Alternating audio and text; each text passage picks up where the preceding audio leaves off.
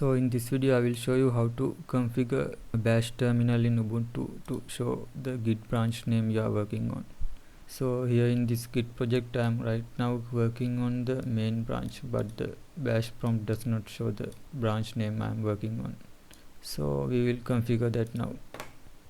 So what we need to do, add these two configurations to our .bashrc file in the home directory. But first you need to make sure that you have this file on your computer, git-sh-prompt. And if you install git using the apt install git command, you will have this file in this location. But if you use different source to install git, you will still have this file because it is part of the git installation, and you have to make sure that you use the correct path. And here we will copy this configuration and we'll add to our bashrc file.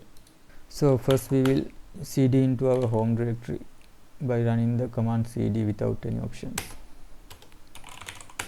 And here this is the .bashrc file we need to edit, and here I will edit it using the norm text editor.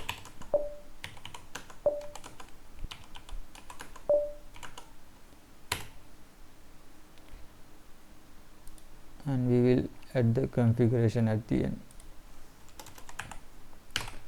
Save the file, and then also you need to reload the bashrc file by running the command source.bashrc.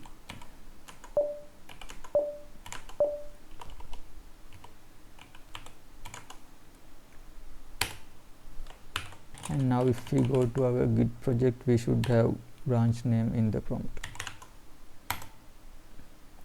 And now it shows our branch name as main, so we are working on the main branch and it shows main.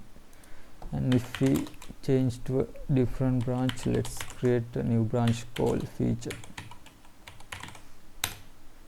So we switch to a new branch called feature, and now the prompt also shows that we are working on the new branch feature.